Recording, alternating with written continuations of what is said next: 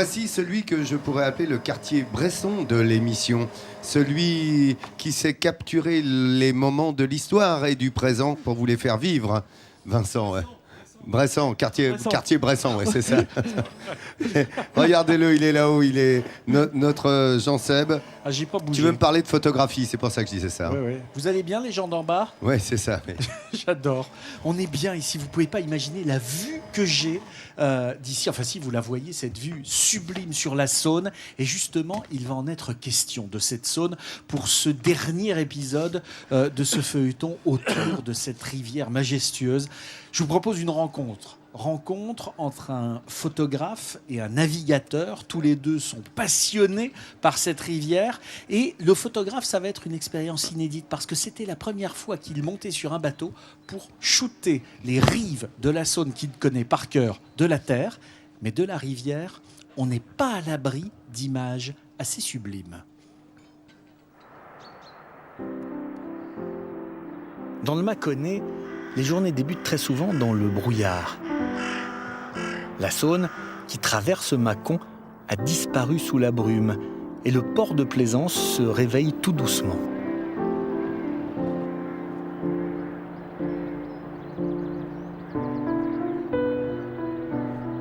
Le brouillard s'est levé, on va pouvoir partir. Ça va? Ça va bien? Jean Vital gère une entreprise de vente de bateaux et participe depuis son plus jeune âge à des courses nautiques. Amédée, lui, est photographe. Ils se connaissent depuis plusieurs années et ont une passion en commun, la Saône et ses paysages. Voilà.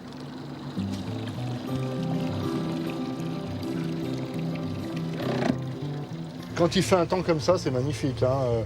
C'est reposant, c'est tout plat, il n'y a personne, il n'y a pas grand monde. Le port de Mâcon est récent. Après plusieurs mois de travaux, il a été inauguré en mai 2013. Son bassin de 5 hectares et sa capacité d'accueil de 420 places font que ce port de Plaisance est l'un des plus importants de France. Pour le moment, ce n'est pas encore l'affluence, mais la saison va très vite débuter. Et à peine sorti du port, Amédée commence à mitrailler. Une expérience inédite pour notre photographe, car aujourd'hui, c'est depuis l'eau qu'il va falloir photographier la Terre. Ça change tout. On n'a plus la même perspective, plus les mêmes repères. C'est-à-dire que là, on se trouve dans le sujet que l'on photographie généralement quand on est à terre. Quelques kilomètres plus loin, le paysage change. Le territoire urbain laisse place à une nature souriante. La quiétude est de mise.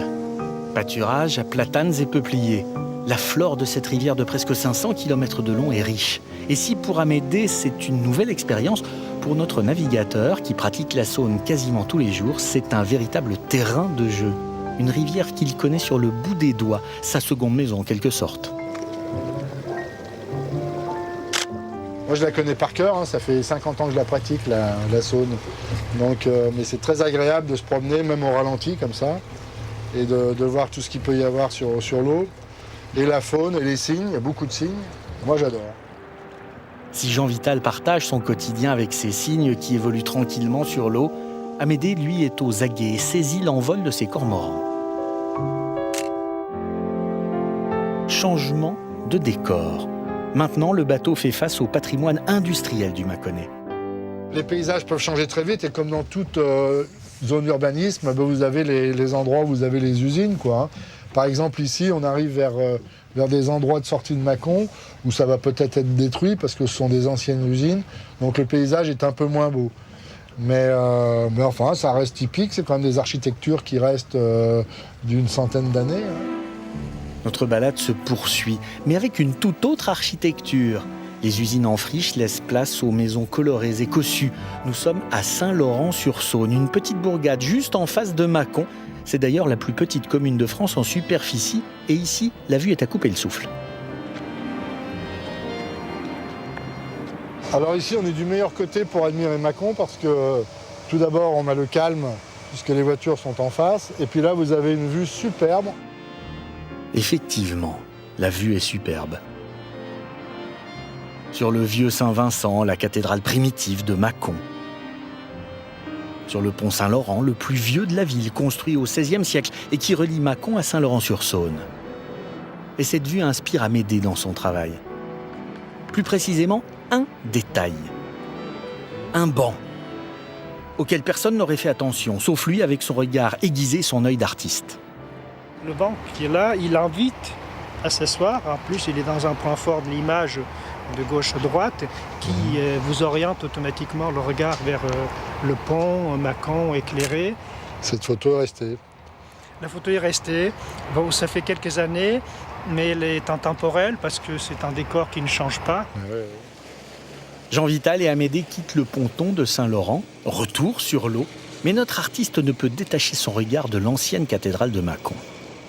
Bon, là, je me servais des tours de vieux Saint-Vincent comme arrière-plan qui me permet de rétablir l'équilibre et d'avoir des images à la fois graphiques mais aussi agréables à regarder. Donc là, c'est vrai que les quais de Saône, vus d'un bateau, sont saisissants. Quels que soient les paysages, la Saône et ses berges restent une source d'inspiration inépuisable pour ce photographe passionné par sa région. C'est une ville qui est très attachante, où il fait bon vivre. Et je suis gâté, voilà, je suis comblé d'habiter dans cette région qui est très changeante au fil des saisons, c'est très contrasté. Une ville chère aux yeux d'Amédée, une ville pleine de contrastes et qui nous offre à la nuit tombée une toute autre facette. La Saône coule tranquillement, les lumières font des ronds dans l'eau. Une carte postale de Mâcon, la nuit.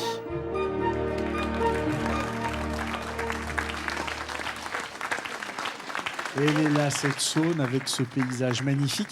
Alors, c'est une vieille histoire, hein, la photographie et la Bourgogne. Parce qu'il ne faut pas oublier que la photographie, elle a été inventée ici.